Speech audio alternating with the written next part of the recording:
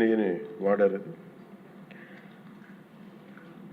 దీని మీద ఫస్ట్ ఇది ఎలా బయటకు వచ్చింది? గవర్నమెంట్ ఫామ్ అయిన కొత్తలో గౌరవ ముఖ్యమంత్రి గారు ఎన్డీఏ మీటింగ్ మమ్మల్ని అందరినీ పిలిచి కండక్ట్ చేసినప్పుడు ఆ రోజు ఒక నేషనల్ డైరీ డెవలప్మెంట్ బోర్డు చేసిన రిపోర్ట్ని చదివారు. వీళ్ళు గత పాలనలో ఇది కూడా జరిగింది అనేది టీటీడీ బోర్డు వారి పాలక మండలి చేసిన ఇది కూడా జరిగింది అనేది తెలియజేశారు. అంతే, అక్కడితో అయిపోయింది అధ్యక్ష. దాన్ని అంతకు మించి ముందుకు తీసుకెళ్ళాలి లేదంటే నేను అది విని నాకేమనిపించిందంటే అది ఇలాంటివి కూడా జరిగినాయా. ఎందుకంటే ఆల్రెడీ గతంలో తిరుపతికి తిరుమలకి పైకి అంతా వెళ్ళినప్పుడు కొంత స్థానికంగా కొంత ఉన్న చెప్పింది, తిరుమలలో చెప్పింది ఇవన్నీ కోరిలేట్ చేసుకొని కొంత ఆ ప్రసాదం కూడా క్వాలిటీ లేదని ఎలా చేశారు ఏంటో అనుకున్నాం. కానీ ఒక గబుక్కుని ఒకళ్ళ బ్లేమ్ చేయడం అనేది చాలా ఆలోచించి మాట్లాడుతాం. ముఖ్యంగా పబ్లిక్ లైఫ్లో ఉన్నాం కానీ బాధ్యతగా ఉన్నాయి మా పొజిషన్లో. అలాంటిది అసలు ఈ నెయ్యిలో కల్తీ జరగలేదు ఇవన్నీ వీళ్ళు మాట్లాడుతుంటే దాని మీద చాలా కంప్లీట్ వివరణ ఇవ్వాల్సిన అవసరం ఉంది అనిపించింది అధ్యక్ష. ముఖ్యంగా గత ప్రభుత్వ పాలనలో ఉన్నప్పుడు ఎక్కడా కూడా దేవాలయాల మీద దాడులు జరిగినా ఇంకోటి జరిగినా ఎక్కడా కూడా మేము దోషుల్ని పట్టుకోండి అని చెప్తా వచ్చాం తప్ప ఎక్కడా కూడా మీరు చేయించారని కానీ మీరు ఉన్నారని కానీ ఎక్కడ ఎందుకంటే తక్కువ అలా కూర్చోబెట్టి ఎలా పడితే అలా మాట్లాడటానికి బాధ్యత ఉంటాం కాబట్టి అలా మాట్లాడలేము. అలాగే ఇది కూడా గౌరవ ముఖ్యమంత్రి గారు రోజు ఎన్డీఏ సభలో చెప్పినప్పుడు మాకు కూడా ఏమనిపించిందంటే దీన్ని ఎలాగా అడ్రస్ చేయాలో నాకైతే ఇంటికి వెళ్ళాక నాకు అర్థం కాలేదు. ఇలాగ యానిమల్ ఫ్యాక్ట్ కూడా కలిసి ఇది ఎన్డీడీబీలో వచ్చింది అని నేషనల్ డైరీ డెవలప్మెంట్ బోర్డు దాంట్లో. సో ఇవన్నీ కూర్చోబెట్టి మాట్లాడుతున్నప్పుడు నేను తర్వాత మార్నింగ్ నేను ట్వీట్ చేశాను అధ్యక్ష. దాని మీద ఎందుకు ట్వీట్ చేయాల్సి వచ్చిందంటే వరుసగా నన్ను ట్యాగ్ చేస్తే చాలా మెసేజ్లు వస్తూ ఉన్నాయంట. నా ఆఫీస్ నుంచి అన్ని పంపించేటప్పటికి నేను చూసాను ఏం జరిగిందంటే మీరు ఎవరు మాట్లాడరేంటి, ఇలాంటి రిపోర్ట్ ఉన్నప్పుడు కూడా మీరు ఎవరు మాట్లాడరు ఏంటంటే అప్పుడు నా ఉద్దేశం ఏముందంటే తిరిగి ఈ దేవాలయాలు జరిగే ఇలాంటివన్నీ ఇవన్నీ కూర్చోబెట్టి దీనికి ఒక రక్షణ ఒక సనాతన ధర్మ రక్షణ బోర్డు లాంటివి ఉంటే బాగుంటుంది.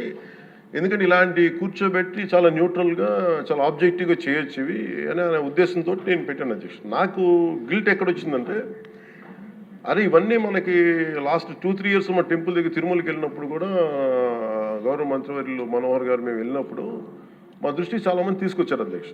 మేమే 2-3 పర్యాలు మేమే మాట్లాడుకున్నాం. సో నాకు అవన్నీ గుర్తొచ్చి అరే మనకి తప్పు జరిగింది తెలిసి మనం దాన్ని సరిగ్గా తీసుకెళ్ళకపోయిన ఒక పశ్చాత్తాపంతో నేను ఒక దీక్ష చేశాను అధ్యక్ష. ఆ తర్వాత దాన్ని అందరూ అన్ని రకాలుగా తీసుకెళ్ళారు సార్ 3 పార్టీస్. అలాగే మాకు తర్వాత మొన్న గౌరవ ముఖ్యమంత్రి గారు మనకి కేశవ్ గారు మా క్యాబినెట్లో కూర్చున్నప్పుడు మా దృష్టికి తీసుకొచ్చింది అసలు ఈ నెయ్యిలో నెయ్యే లేదనేది చాలా స్పష్టంగా తెలియదు. మాకేమనిపించిందంటే ఏదైనా సరే innovation is very important in life. Innovation లేకపోతే ఈ పాటికి ఒక్కొక్కరు ఒక్కొక్కలా ఇన్నోవేట్ చేస్తారు. బట్ ఈ పర్టికులర్ ఈ గత ప్రభుత్వంలో ఉన్న వ్యక్తులు వీళ్ళు అరాచకంలో ఇన్నోవేషన్ చేశారు. వీళ్ళు కల్తీలు కూడా అంటే మామూలుగా ఒక నెయ్యి కావాలంటే పాలలో నుంచే కాకుండా రసాయనాల నుంచి కూడా తీయచ్చు, మిగతా వాటి నుంచి కూడా తీయచ్చు అని చేసి చూపించారు. దానికి సంబంధించిన కంప్లీట్ ఈ సిబిఐకి మన ఆ రిపోర్ట్ ఇచ్చినప్పుడు ఎక్కడా కూడా నెయ్యి లేకుండా వీళ్ళు నెయ్యి తయారు చేశారని చాలా స్పష్టంగా తెలియజేశారు. ఇప్పుడు మనం ఏం మాట్లాడుతున్నాం వీళ్ళందరితో అంటే ఎక్కడా కూడా ఈ సభ సాక్షిగా చెప్తున్నాను, ఇది ప్రజలకు కూడా తెలియాలి. ఎక్కడా కూడా గత ప్రభుత్వం తాలూకు హెడ్ చేసిన వ్యక్తి చేశారని ఎక్కడ కూడా నేను ప్రత్యేకించి మాట్లాడాలి. నేనేం చెప్తాను, టీటీడీ పాలక మండలి బాధ్యత ఇది. మీరు కూర్చోబెట్టి మీరు బాధ్యత తీసుకొని వాళ్ళ పార్టీ ఆ ప్రభుత్వం స్థాపించినప్పుడు వాళ్ళ నియమించిన పాలక మండలి వాళ్ళు చేసిన తప్పులకి సింపుల్ ఏం చేయాలి అధ్యక్ష. ఒక ఇంటర్వ్యూలో కూడా నన్ను అడిగితే నేనేం చెప్పానంటే you mean to say you going to blame the person who headed the last government అంటే my intention is not that. My intention is always to say that who is who did this, who are the perpetrators. A perpetrators is more or less they are the TTD board. Let them be accountable for that. ఎక్కడా కూడా నేను ఈ వ్యక్తి గురించి మేము మాట్లాడట్లేదు, ఎందుకంటే డైరెక్ట్గా ఇన్వాల్వ్మెంట్ ఉందని మనం చెప్పట్లేదు అది, ఎందుకంటే వాళ్ళు నియమించిన బోర్డు ఇది. కానీ వాళ్ళు ఏం చేస్తున్నారు అక్కడ కూర్చోబెట్టి, ఎక్కడా కూడా సింపుల్గా ఏం చేయాలి దీక్ష, నిజంగా నేనేం చెప్పాను ఆ ఇంటర్వ్యూలో కూడా, ఆయనే తప్పు, నాకు సంబంధం లేదు, మేము పలానా టీటీడీ బోర్డు చేసింది ఇది, ఆ టీటీడీ బోర్డు మీద మీరు నిష్పక్షపాతంగా ఒక కమిటీ వేయండి, ఆ దోషులు శిక్ష పడేలా చేయండి, వాట్ ఎవర్ దాని అవుట్కమ్ ఏముంటుందో దాన్ని బయట పెట్టండి, ఇంత సింపుల్గా తేల్చేయచ్చు. వాళ్ళు వెనకెందుకు వేసుకొస్తున్నారు నాకు ఈ రోజుకి నాకు అర్థం కాదు. ఈ రోజుకి వెనకేసుకు రావాల్సిన అవసరం లేదు. వెరీ క్లియర్ కట్ రిపోర్ట్ ఇచ్చింది.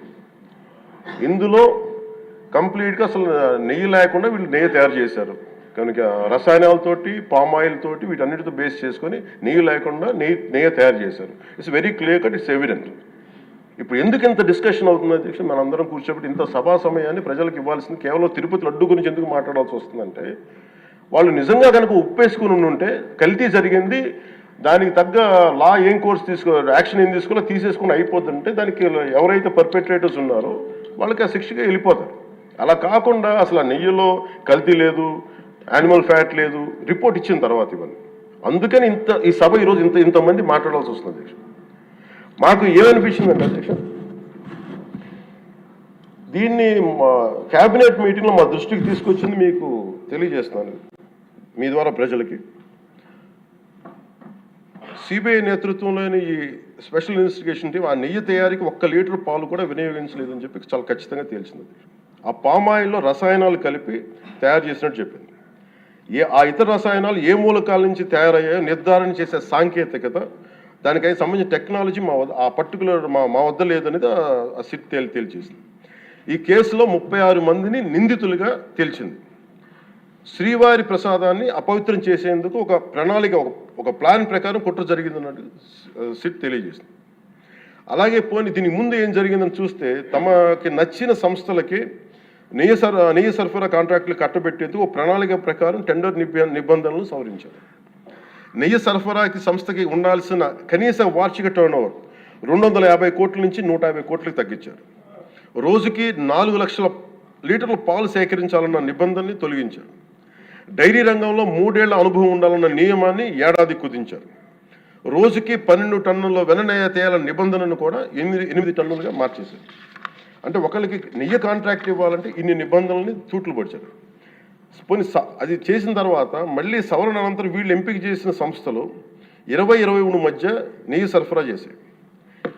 నెయ్యి సరఫరా చేసిన సంస్థకు అందుకు కావాల్సిన కనీస అర్హతలు లేవని సిట్ ఛార్జ్ షీట్లో ఉంది అధ్యక్ష. వీరు నెయ్యి సరఫరాగా ఎంచుకున్న సంస్థలు బోలేబాబా అని కానీ దానికి అనుబంధ సంస్థలు మాల్గంగా, వైష్ణవి డైరీలు 1 లీటర్ కూడా నెయ్యిని పాల నుంచి తయారు చేయాలని స్పష్టంగా చెప్పారు. ఇది 1924 మధ్య 11 కోట్ల మంది భక్తులను శ్రీవారిని దర్శించుకుంటే ఆ కాలంలో మొత్తం 48 కోట్ల లడ్డు ప్రసాదాలు విక్రయం జరిగింది. దాంట్లో సుమారు 20 కోట్ల లడ్డూలు నకిలీ నెయ్యితో తయారయ్యాయని చెప్పి టీటీడీ రికార్డ్స్ తెలియజేస్తాం. ఆ 11 కోట్ల మందికి రసాయనాలతో నిండిన మన లడ్డూలు పంపించారు.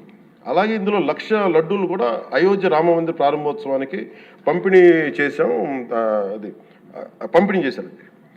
నేను మొన్న మన క్యాబినెట్లో మన గౌరవ ముఖ్యమంత్రి గారు మేమందరం కూర్చొని మాట్లాడుతున్నప్పుడు నాకు పర్సనల్గా మెసేజ్లు ఏంటంటే, అమరావతి మన ఈ అయోధ్యకి పంపిన లడ్డూలు ఈ లడ్డూలు కాదు, ఇవి వేరే లడ్డూలు, అలా ఎలా తేడా చెప్తారు వీళ్ళు? దానికోసం ప్రత్యేకంగా అంటే అక్కడ నిబంధనలు ఎక్కడా కూడా మీరు నెయ్యి మేము పలానోళ్ళు కొన్నారు మాకు డీటెయిల్స్ ఇస్తూ ఉన్నారు. నేను ఆ సభాముఖంగా ఎందుకు వాళ్ళకి పేర్లు ప్రస్తావించారు ఆ చెప్పిన వ్యక్తులు కానీ వీళ్ళు కానీ. నేను అడిగింది ఏంటంటే, ఓకే మీకు దాని మీద ఆధారాలు ఏమున్నాయి, మీరు ఈ లాటే పంపించారు అయోధ్యకి అనేది మీకు ఏముంటాయి, ఎక్కడ ఏం లేదు, అన్ని గాల్లో మాట్లాడుతున్నారు వీళ్ళందరూ. ఇప్పుడు మేము అడుగుతుంది ఏంటంటే, దీనికి సంబంధించి కంప్లీట్ పాలక మండలి బోర్డు, టీటీడీ పాలక మండలి board, they have to take responsibility. వాళ్ళని గత ప్రభుత్వాన్ని నడిపిన ముఖ్యుడైన వ్యక్తి వాళ్ళని వెనకేసుకొస్తున్నారంటే అందులో కూడా మీకు కూడా బాధ్యత తీసుకోవాల్సి వస్తుంది. అందుకని సభాముఖంగా మేము అందరికీ ఏం చెప్తున్నామంటే, let the law take its own course. ఎవరైతే దోషులు ఉన్నారో వాళ్ళకి శిక్ష పడాల్సిందే. మా ఉద్దేశం ఒకటే అధ్యక్ష, ప్రాబ్లం ఎక్కడ ఉంది అంటే ఇందులో మనందరం కూడా ఇందాక మన గౌరవ సభ్యులు మాట్లాడతా, నెల్లూరుకు సంబంధించి సోమిరెడ్డి గారు మాట్లాడతా దర్గా కానీ మన కశ్మూర్ దర్గా గురించి వీటన్నిటి మాట్లాడుతూ ఉంటే బేసిక్గా నేను కూడా నెల్లూరులో పెరిగాను కాబట్టి నేను అర్థం చేసుకోగలను. అది ఎక్కడా కూడా వేరే మతాలను కించపరచడం అనేది తెలియదు అది ఈ దేశం. అందుకే ఈ దేశం ఇలా ఉండేది కాదు. అలాంటి దేశం సాంప్రదాయాలని వీళ్ళు కూర్చోబెట్టి కల్తీ జరిగిందంటే వెరీ సింపుల్గా ఏం చేయాలి, అడల్ట్రేషన్ జరిగింది, మేము కూర్చోబెట్టి దీన్ని కరెక్ట్ చేసుకుని మీరు కరెక్ట్ చేయండి, మేము మీకు మద్దతు ఇస్తాం, ఇంతే చెప్పాలి అధ్యక్ష. అంతేగాని దాన్ని వెనకేసుకు వస్తున్నారు అంటే ఒకటి క్లియర్ కట్ రిపోర్ట్ ఉంది, అందులో నెయ్యి లేదనేది, అందులో రసాయనాలు ఉన్నాయని క్లియర్ కట్ చెప్పింది. ఈ రసాయనాల్లో ఏమున్నాయి అనేది అది పెరుమాళకి ఎరుగదు, ఆయనే కూర్చొని చేయాలండి. ఒక రిపోర్ట్ ఏమో మాకు ఎన్డీడీబీ రిపోర్ట్ ఏమో దాంట్లో ఖచ్చితంగా ఈ జంతు సంబంధించిన అవశేషాలు ఉన్నాయి అనేది చాలా స్పష్టంగా చెప్పారు. అది ప్రాపర్ ఆథరైజ్డ్ బోర్డు. ఇప్పుడు వీళ్ళేమో కూర్చొని అది కూడా మాట్లాడలేదు. Very clear cut as on today special మన సిబిఐ ఇచ్చిన మన ఛార్జ్ షీట్ ప్రకారం ఆ నెయ్యి కాదు, ఇది పామాయిల్తో పాటు రసాయనాలు కలిపింది. దీన్ని కూర్చోబెట్టి వాళ్ళు ఇంత మాట్లాడుతున్నారంటే ఇది ఖచ్చితంగా ప్రజల మధ్యకి వెళ్ళాలి. దీని నుంచి లబ్ధి పొందేది ఏం లేదు ఇక్కడ. కానీ ఇది ఏంటంటే ఇది ధర్మానికి సంబంధించిన విషయం అధ్యక్ష. ఇదే ఇష్యూ కనుక, ఇదే సమస్య కనుక ఏ ఒక్క మతానికి జరుగుంటే, హిందూ ధర్మానికి కాకుండా, వెంకటేశ్వర స్వామి వారికి కాకుండా ఇంకెవరికి జరిగినా కానీ ఈ దేశం గగ్గులైపోయింది, ప్రపంచం అంతా గగ్గులు పెట్టేసేవాడు. సమస్య ఏముందంటే ఇది మన ప్రతి ఒక్క హిందూ కూడా ఆలోచించాల్సిందే. ఎందుకంటే ప్రతి హిందూకి బై నేచర్ మా ఇంట్లో కానీ ఎవరు ఇందాక మన సోమిరెడ్డి గారు చెప్పినట్టుగా మీరు దర్గాకి ఏదంతా చూస్తే మేము దర్గాలు చిన్నప్పుడు మేము స్కూల్లో ఉన్నప్పుడు రొట్టెలు పండుగ దర్గా మెట్లు వెళ్ళి మేము కూర్చోబెట్టి అక్కడ ఇర్రెస్పెక్ట్ హిందూస్ ఇది ముస్లిం ఫెయిత్ అనుకోకుండా వెళ్ళి కూర్చోబెట్టి అందరూ గౌరవించి దాన్ని ఈ రోజుకి వెళ్తారు హిందువులందరూ. సో ఈ దేశ మూల సంస్కృతి మన ఇస్లాంని గౌరవించేది, క్రిస్టియానిటీని గౌరవించేది, సకల మతాల్ని గౌరవించేది. అలాంటిది హిందూ ధర్మానికి సంబంధించిన 7 కొండల వాడు కలియుగ వెంకటేశ్వరుడు. కలియుగ వెంకటేశ్వరుడు దైవం అంటానికి చాలా క్లియర్ కట్గా ఉంది అది. ఎందుకంటే కలియుగంలో జరిగింది ఆయనే, దీనికి ఆధార పురుషుడు, ఆయన మూల పురుషుడు. అలాంటి ఆయనకి పెట్టే ప్రసాదానికి ఇంత అపవిత్రం చేసిన తర్వాత వీళ్ళు ఏమి కూర్చొని దాన్ని తప్పు లేకుండా లేదన్నట్టుగా మాట్లాడుతుంటే వీళ్ళకి నాకు ఏం మాట్లాడాలో తెలియదు. దీనికి ఒక్కటి బట్టి ప్రజలకు తెలియజేయాల్సింది ఏంటంటే అధ్యక్ష, ఇదే వేరే ఇస్లాంకి జరిగిన, క్రిస్టియానిటీకి జరిగిన, జీసస్ క్రైస్ట్కి జరిగిన, మహమ్మద్ ప్రవక్తకి జరిగిన, అల్లాకి జరిగిన ఇలా ఉండేది కదా అధ్యక్ష. వాళ్ళు ఆ రోజు మన కౌన్సిల్లో కూడా అలా పటాలు తీసుకొచ్చేవాళ్ళు వేరే ఏ దేవత అయితే. బికాజ్ ఇది హిందువులు కాబట్టి వీళ్ళ కులాలతో ముక్కలుగా అయిపోయి ఉంటారు కాబట్టి హిందువులు తమ మతాలను ఎడాపెడా వీళ్ళు జోకులు వేసుకోగలరు కాబట్టి దీనికి సీరియస్నెస్ లేదు అధ్యక్ష. Before blaming anybody else, every Hindu has to take a responsibility for this, every Hindu. ఎందుకంటే మన ఇస్లాంని మనం ఎందుకంత కూర్చోబెట్టేంత వాళ్ళు గౌరవించే విధానం చూస్తే నిజంగా మనం హిందూ ధర్మాన్ని పాటిస్తాం, మనం గౌరవించుకోలేమో అనిపిస్తుంది మనకి.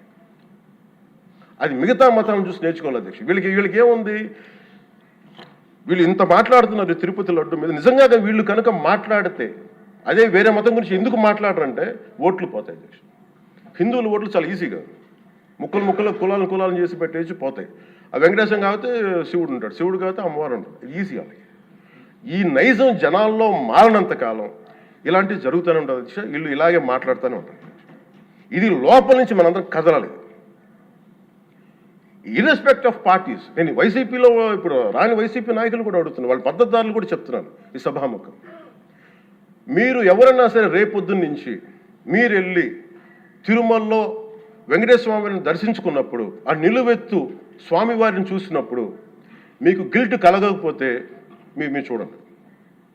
ఎందుకంటే ఆయన కళ్ళలోకి చూసినప్పుడు మీరు ఇన్ని తప్పులు చేసేవాళ్ళు మేము వెనకేసుకొస్తున్నామని ఎవరన్నా మాట్లాడితే ఆ పాపం వాళ్ళకే కాదు వాళ్ళకు కూడా చుట్టుకుంటుంది. ఇది ఖచ్చితంగా దీన్ని ఎక్కడో చోట దీనికి ఒక లాజికల్ కన్క్లూజన్ అయితే పట్టుకెళ్ళదు. దోషులకి శిక్ష పడాల్సిందే. ఎందుకంటే ఇది ఇక్కడితో ఆగకపోతే ఇది ఒక ఒక పరంపర అయిపోతుంది. అందుకని మేము ఖచ్చితంగా I'm committed to get this. Who are are the perpetrator, they should be punished. They should be punished. అలాగే ఈ ఒక ముగింపు 2 వాక్యాలు చెప్పి నేను మాకు చెప్పి ముగిస్తాను. మొన్న మధ్య నేను ఆముక్తమాల్య చదువుతున్నప్పుడు 218వ పద్యం, దాంట్లో ఆయన చెప్పింది ప్రత్యేకించి ఆయన రాసిన ఈ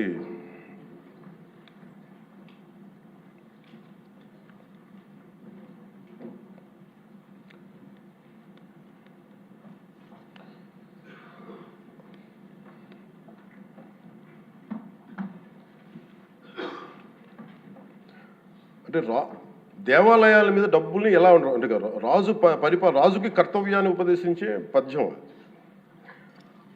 ఆయితికానికి ఇవ్వకు మమరాలయ ముఖ్యము, అతడు అర్థతృష్ణాయుతుడై నిజోర్వియగు నష్టికి ఆ ధనమును తరల్చి రాజు ఆయతనమునకు చేర్చు మరి అట్టిది ఆపత్యము కాన ఒంటిగాడే అధికారి కావలయ ఇంచుకు తిన్నను వాడే రూపురం. మనకు తెలిసిన మహా గొప్ప పరిపాలకులు కృష్ణదేవరాయలు రాసిన అముక్తమాల్యదలోనిది ఈ పద్యం. దేవుడి సేవలో ఎలాంటి వారిని నియమించాలో రాజుకు కర్తవ్యాన్ని ఉపదేశించే పద్యం. రాజు కోసం వసూలు చేసేవాడికి దేవాలయంపై అధికారం ఇవ్వద్దు. అలాంటి వాడు డబ్బు మీద ఆశతో రాజ్యానికి వసూళ్లలో నష్టం వచ్చినప్పుడల్లా దేవుడది ధనాన్ని తరలించి రాజు ఖజానాకు చేర్చేస్తూ ఉంటాడు. అలాంటిది తప్పుడు పని కాబట్టి ఎలాంటి మమకారాలు లేని ఒంటరి వాడే ఆలయానికి అధికారిగా ఉండాలి. ఒకవేళ వాడు దేవుడి సొత్తు తిన్నప్పటికీ ఆ పాపానికి వాడే నాశనం అవుతాడు.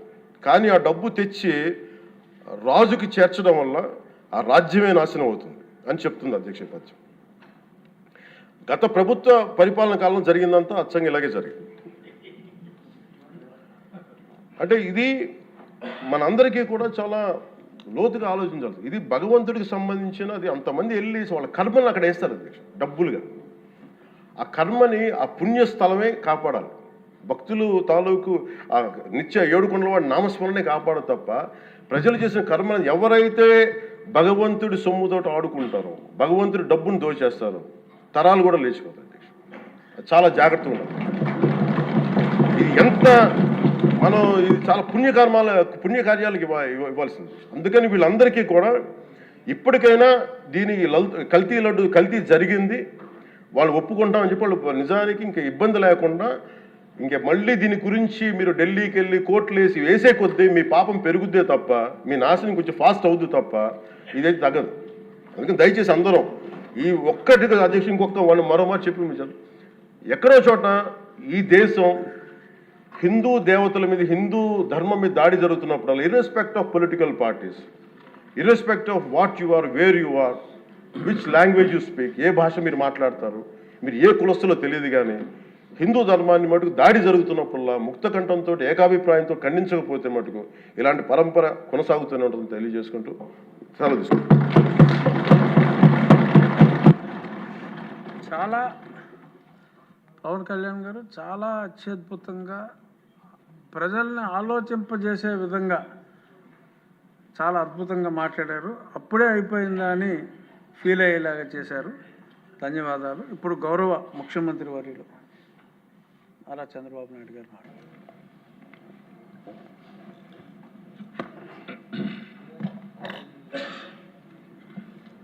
అధ్యక్ష,